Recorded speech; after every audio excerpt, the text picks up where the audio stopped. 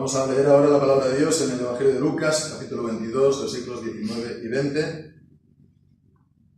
Y dice así: y tomando el pan y habiendo dado gracias, lo partió y les dio, diciendo: este es mi cuerpo que por vosotros es dado. Haced esto en memoria de mí. Y asimismo tomó también la copa, después que hubo cenado, diciendo: esta copa es el nuevo pacto en mi sangre, que por vosotros es derramada. Amén. Señor, bendiga su santa palabra. Vamos a estar, hermanos, ahora continuando con el estudio del Catecismo Mayor de Westminster, considerando las preguntas 168 y 169. Ya hemos estado tratando acerca del bautismo. La última vez era cómo podemos beneficiarnos del bautismo. Es decir, que no es algo solamente un testimonio que hacemos de fe y lo cual nos posibilita el ser miembros de la Iglesia. No es algo que solamente me dieron de pequeño y que yo no soy consciente de ello, pero que vemos es algo que tiene que estar derivando fruto y beneficio para nosotros a lo largo de la vida como sacramento del Señor. Vamos ahora a considerar el segundo sacramento, los dos únicos sacramentos en el pacto de la gracia, el bautismo por una parte y ahora la cena del Señor. De la misma manera que en el antiguo pacto estaba la circuncisión y la Pascua, pues aquí ahora es también el bautismo y la cena del Señor. Hemos leído aquí en el Evangelio de Lucas, en el capítulo 22, la institución del Señor Jesús, que está también, la encontramos en los tres sinópticos, Mateo, Marcos y Lucas. Y después, por otra parte, está también las palabras de la institución de Pablo en 1 Corintios 11, que es lo que normalmente leemos para la cena del Señor, aunque también se podría estar leyendo cualquier palabra de la institución en los evangelios, porque son palabras mismas de Jesús. Y decimos que es cuando tuvimos los estudios de introducción a los sacramentos, enfatizábamos, no tanto nosotros, sino también la enseñanza del catecismo, que hay dos, no 7, hay dos sacramentos en el nuevo pacto, en el pacto de la gracia. ¿Por qué? Porque fueron los que Jesucristo instituyó directamente, tanto el bautismo como también la cena del Señor. Entonces esto significa que fue guardado en la Iglesia desde siempre, desde la misma noche o el mismo día que Jesucristo lo instituyó, y después de su ascensión a los cielos, después del derramamiento del Espíritu Santo en Pentecostés, etcétera, etcétera, la Iglesia siempre ha tenido estos dos sacramentos de manera inalterable. Si es de otra manera, si es a lo mejor deducciones que se pueden hacer o no, o es algo que se ha venido implantando por tradición en la Iglesia, necesariamente esto significa que hubo un tiempo en el que los creyentes y la Iglesia anterior a esto no lo tenían. Entonces es por eso, este punto es importante, que lo haya instituido el Señor Jesucristo. Entonces tenemos la cena del Señor y vamos a estar considerando también cómo se lleva a cabo. Y esto entonces significa cómo el Señor Jesucristo la instituyó. Entonces vemos aquí, estamos hablando de la autoridad del Señor Jesucristo como el Rey de la Iglesia, la única cabeza soberana de la Iglesia. Y bien, hablando de la cena del Señor, entonces vemos, este es un punto que es un punto importante, por supuesto, para la vida de la Iglesia.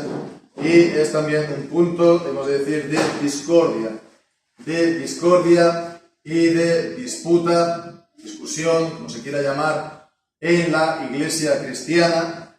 No solamente, por lo tanto, la reforma con respecto a Roma, ¿no?, por lo que ella enseña acerca de la cena del Señor, ellos normalmente la llaman Eucaristía, sino también, tristemente, entre nuestras propias filas, ¿no?, entre las filas protestantes, evangélicas, reformadas.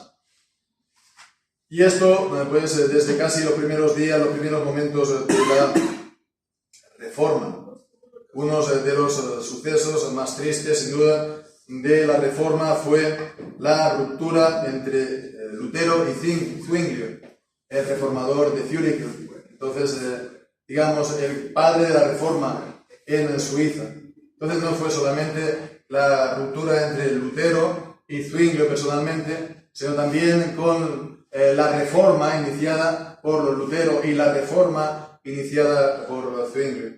Fue triste pues por las formas, fue triste por lo que sucedió, pero también por lo que ello iba a conllevar, que entonces dentro de la Reforma pues se iba a dividir por causa de la comprensión o de la enseñanza de la Cena del Señor.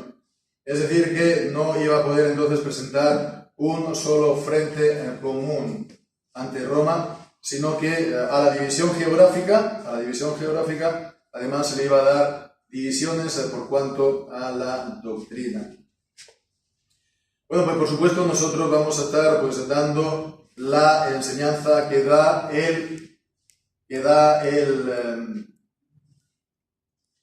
Catecismo Mayor, en que es una fiel muestra de lo que es la enseñanza de la Reforma, la enseñanza reformada. Cuando hablamos de la Reforma nos estamos refiriendo, por lo tanto, a las iglesias reformadas, ¿no? Y se puede decir que es,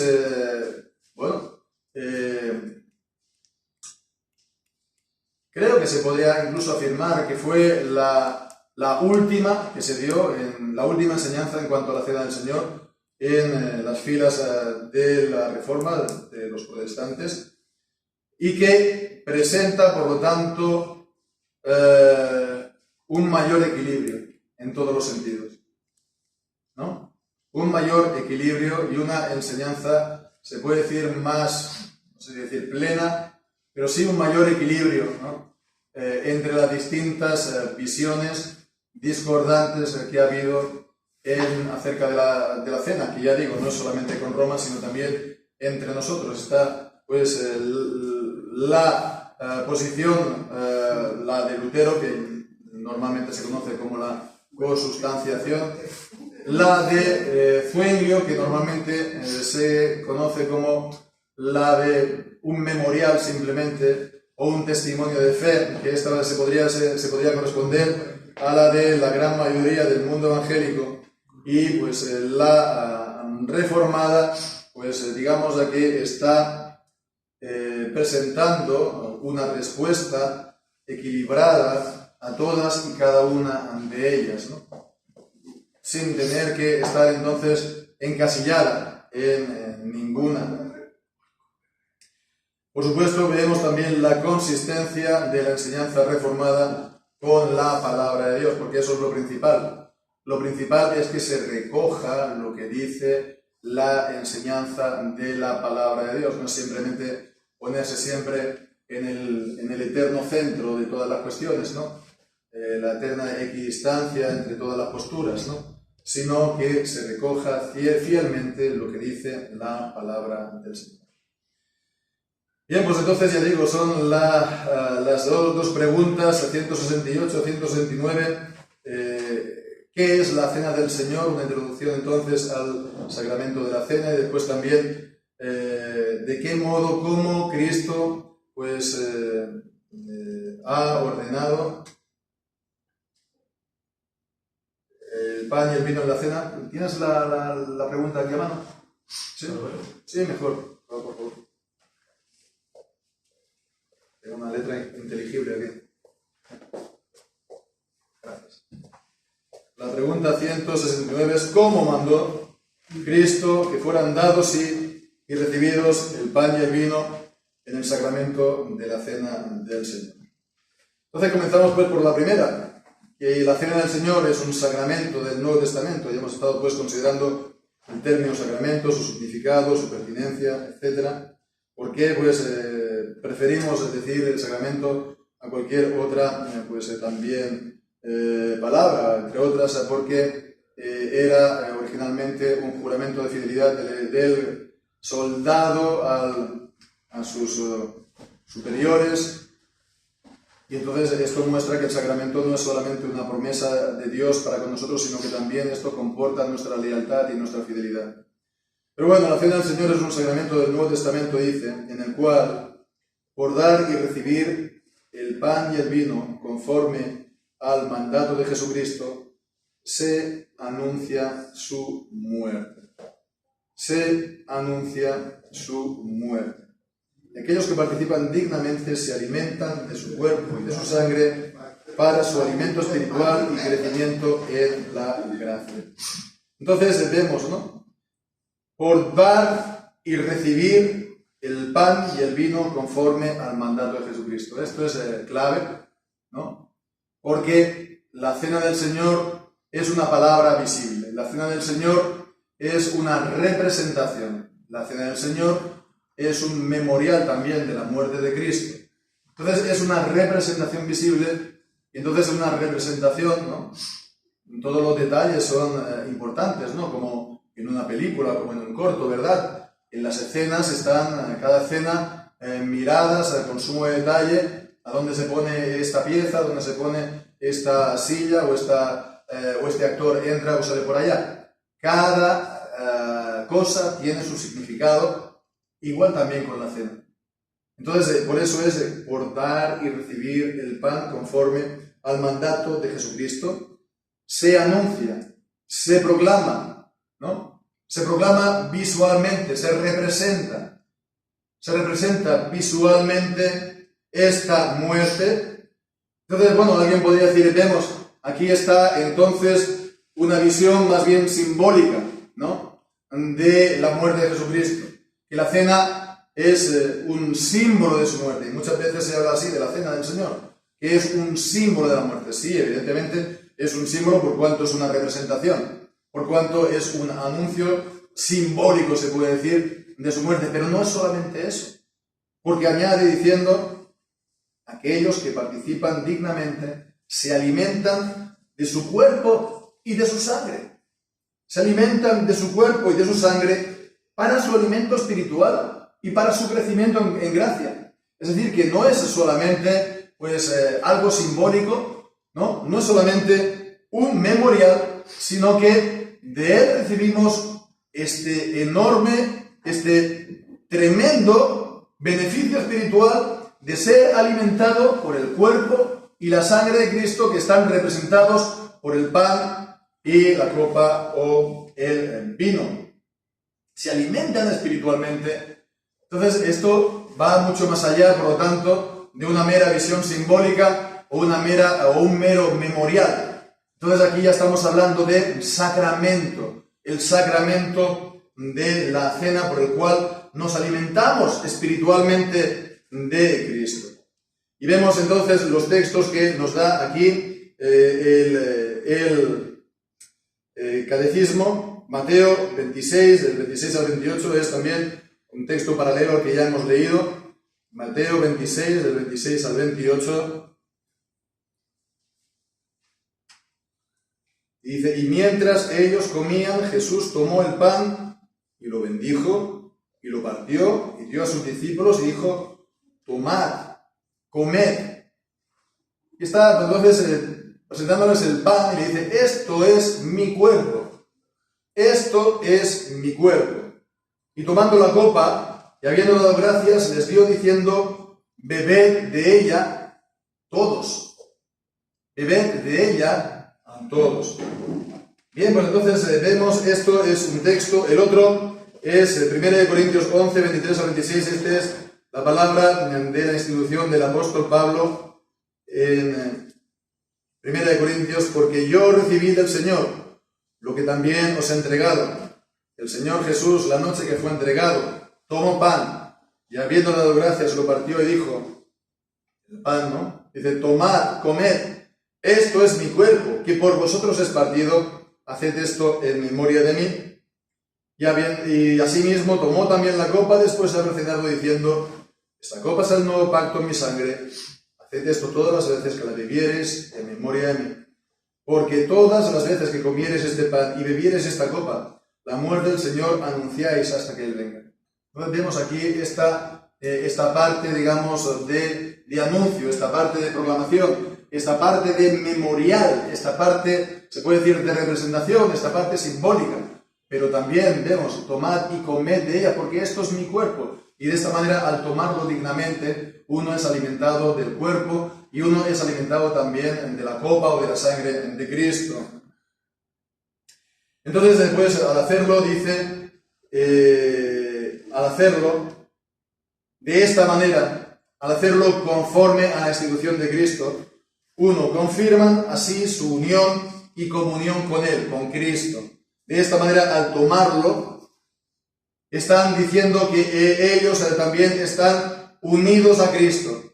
Y al tomarlo también, pues están renovando esta unión y esta comunión con Cristo.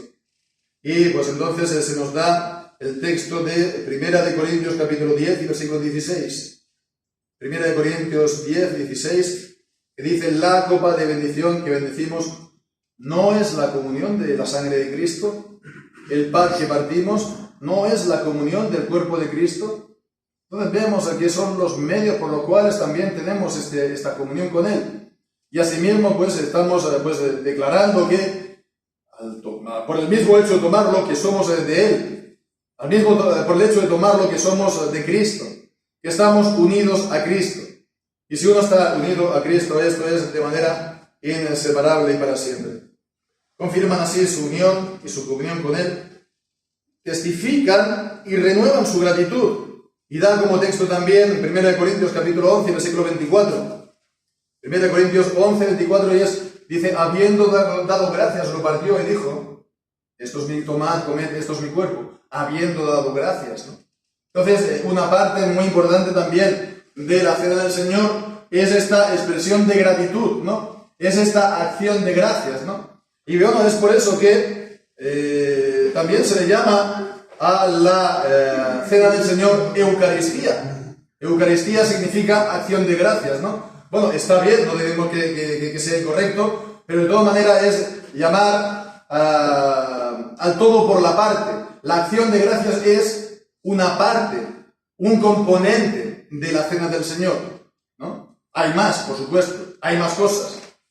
Pero bueno, por supuesto que tiene que haber acción de gracias, porque así lo estableció, así lo hizo Jesús y lo ha establecido también para nosotros. Dar gracias al Señor por Jesucristo, dar gracias al Señor por su obra, por su muerte en la cruz, por su por su cuerpo partido, por su sangre derramada, y porque ahora nosotros podemos participar de la cena y ser alimentados de su cuerpo y de su sangre espiritualmente. Además vemos que también dice su compromiso para con Dios. Lo que decíamos, un sacramento es también algo bilateral. Es la promesa y el compromiso de Dios para con los suyos, para con sus hijos, pero también estamos nosotros comprometiéndonos con Él. Es algo bilateral, ¿no? Porque el pacto es así con el Señor. Es un pacto de amistad mutua. Es un pacto de fidelidad mutua.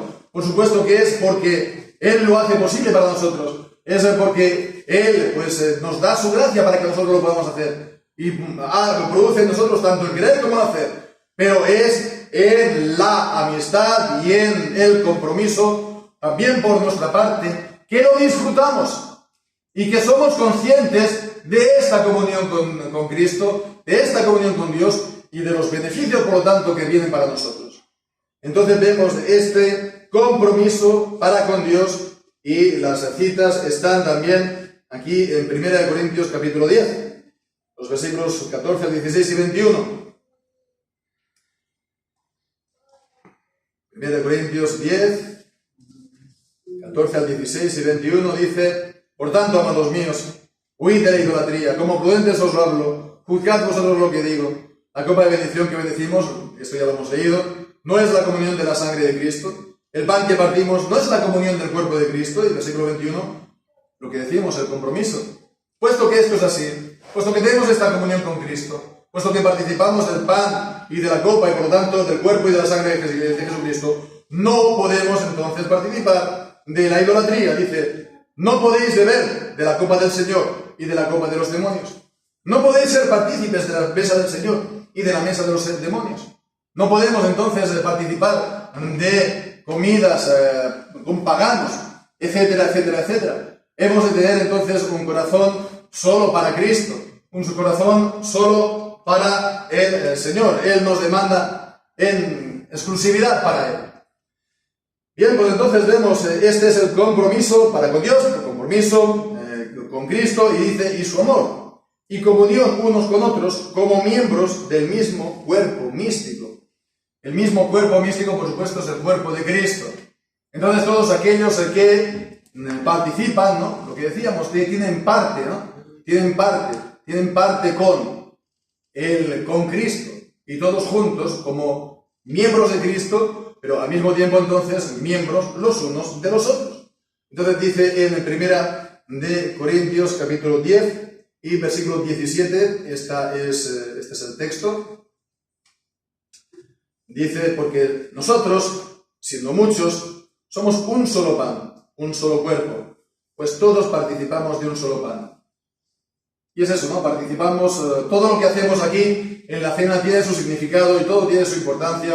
Es un solo pan, bueno, esto lo vamos a ver ahora también en la siguiente pregunta. Un solo pan, y entonces participamos todos, estamos mostrando por lo tanto que somos parte de este mismo cuerpo místico, este mismo cuerpo de Cristo, y por lo tanto somos miembros juntamente los unos con los otros, ¿no? Esta comunión espiritual, esta comunión de los santos. Entonces vemos, ¿no? Esta es la pregunta 168 y vamos a quedarnos en la 169 porque después ya la 70 está hablando de cómo se alimenta del cuerpo y de la sangre de Cristo los que participan dignamente de ella. Aquí tendríamos que estar hablando de la eficacia del sacramento, de la eficacia de la cena del Señor, y esto es mejor entonces verlo separadamente, verlo en detalle, porque tal vez, seguro, es ahí donde está el grueso de las discusiones, o está ahí la gran dificultad, ¿no? Entonces mejor dejarlo para la siguiente vez y quedarnos ahora en la pregunta 169. ¿Cómo mandó Cristo que fueran dados y recibidos el pan y el vino en el sacramento de la cena del Señor? Lo dicho, es importante que en los sacramentos no nos atendamos a como Cristo los ha ordenado. Las ordenanzas de Cristo, las ordenanzas del Señor, han de ser guardadas pues en pureza en la Iglesia. Entonces, lo que decíamos también esta mañana, ¿no? De mirar cuidadosamente, ¿no? O de andar cuidadosamente. Entonces, hemos de ser cuidadosos en nuestra manera de andar, en nuestra manera de vivir, cuidadosos también, por supuesto, en nuestra manera de celebrar el culto, cuidadosos también en nuestra manera de celebrar las ordenanzas, por lo tanto, del sacramento, en este caso de la cena del Señor. Entonces nos dice que Cristo designó a los ministros de la palabra, y esto es una cosa importante, una precisión importante que está haciendo aquí el catecismo, porque la celebración del sacramento de la cena es para ministros legítimos de la Iglesia del Señor. Entonces esto es una cosa importante, no es algo que, de la misma manera que el ministerio de la palabra no es para todo y cada uno de los miembros o de los hermanos, tampoco el don de la administración del sacramento tampoco lo es. Y esto es una de las también grandes diferencias con el mundo evangélico. Bueno, en el mundo evangélico también sabemos que hay pues distintas ramas y distintas, pues, se podría decir corrientes o sensibilidades, como queramos llamar, ¿no? Hay pues algunas que son muy formales y muy serias y tienen una conversión también pues, bastante parecida a la que nosotros podemos decir ahora, ¿no? Aunque sean evangélicos, ¿no? Pero son iglesias en las que se reserva la palabra solamente y los sacramentos son solamente para los pastores. Pero después también hay otros corrientes como asambleas de hermanos, etcétera, en las que prácticamente se hace un deber que todo miembro tenga que salir a predicar. Y también pues todo miembro, ¿no? Puede llegar a presidir y a celebrar la cena del Señor. Y también, por supuesto, a bautizar, y sin importar que sea hombre y mujer. Y esto es una grave irregularidad también en este sentido. Bien, pues entonces ordenó a los ministros de la palabra porque el sacramento, la cena del Señor y el bautismo son palabras visibles, es una administración de una palabra del Señor, de las promesas del pacto. Entonces es vemos, dice, para los ministros la palabra, en la administración de la cena del Señor, para apartar del uso común el pan y el vino por la palabra de la institución, la acción de gracias y la oración. Entonces vemos, dice, apartar del uso del pan, el uso común del pan y el vino. Son pan y vino comunes. Son pan y vino comunes. Por ejemplo, se ha puesto también la costumbre en la iglesia que sea pan no leudado.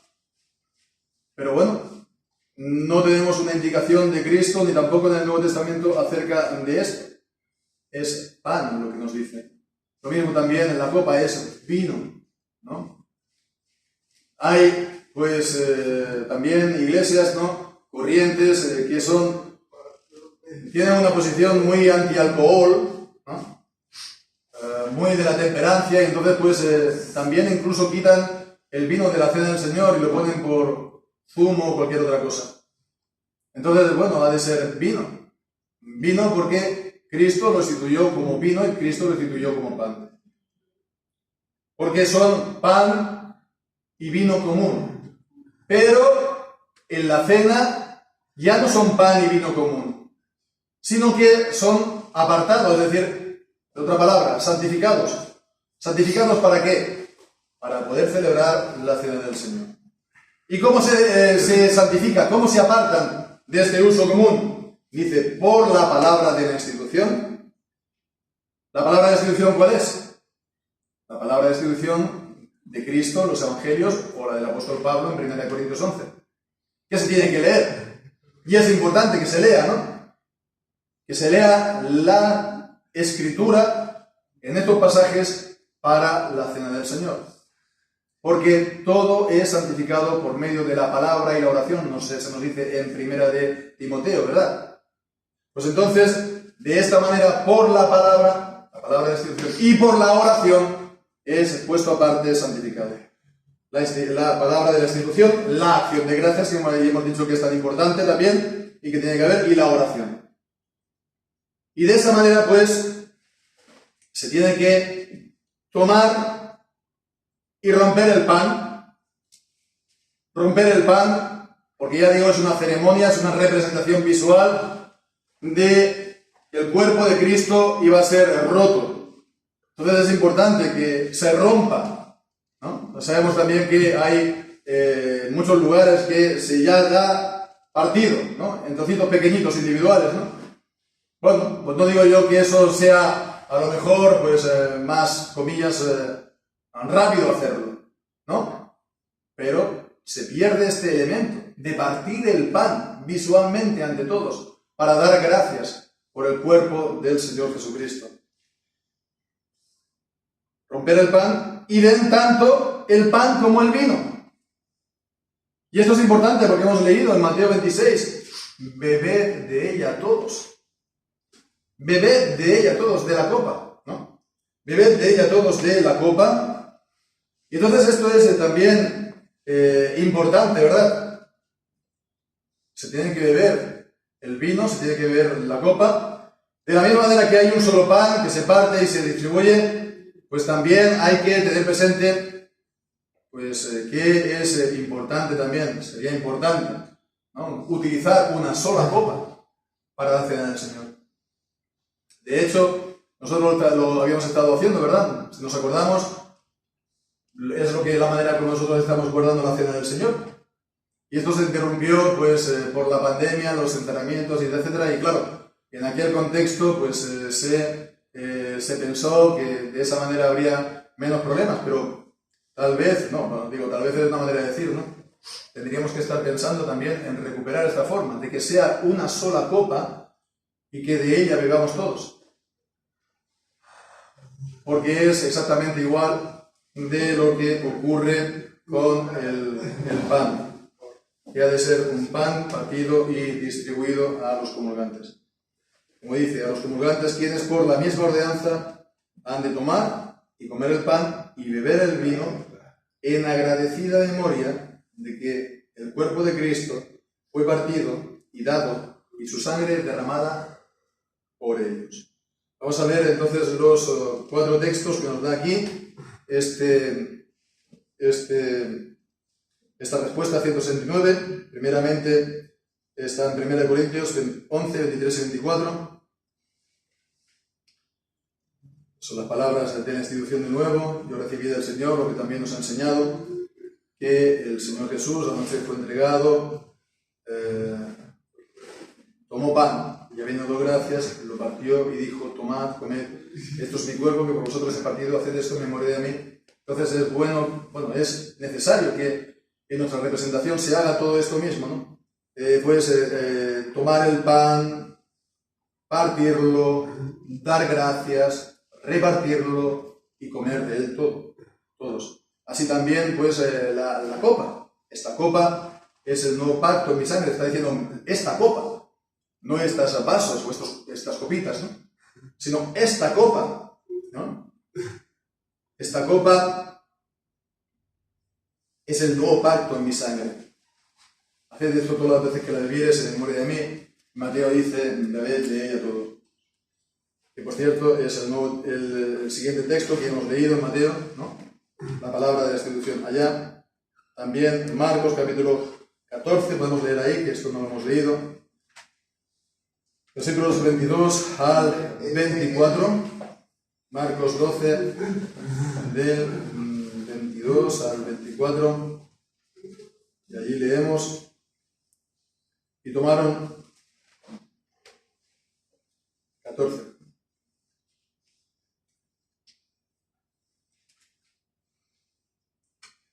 Y estando ellos comiendo, Jesús tomó pan y bendiciéndolo, lo partió y les dio, y dijo: tomad, comed, esto es mi cuerpo.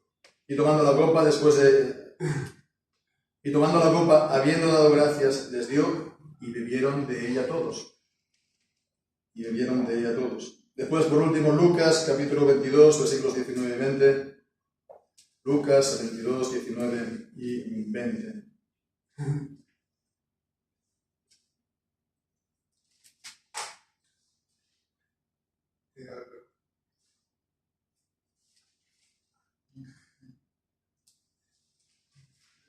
Tomando el pan y habiendo dado gracias, lo partió y les dio, diciendo: esto es mi cuerpo, que por vosotros es dado. Haced esto en memoria de mí. Y asimismo tomó la copa, después que hubo cenado, diciendo: esta copa es el nuevo pacto en mi sangre, que por vosotros es derramada. Bien, pues es de esta manera que lo hemos de llevar a cabo. Es de esta manera que se ha de celebrar. Es esta la manera que la responsabilidad principalmente de los ministros que han de llevarlo a cabo, pero también, por otra parte, de todo aquel que vaya a participar, para que de esta manera pueda participar de una manera agradecida al Señor, dando gracias al Señor, y además, por medio de esta fe y esta confianza en el Señor Jesucristo, en el momento mismo de la distribución, del momento mismo de recibir el pan y la copa, pues entonces de tener esta comunión con Cristo, de la misma manera que uno es alimentado y uno come y uno bebe, pues de esa misma manera su alma está siendo alimentada espiritualmente de Cristo.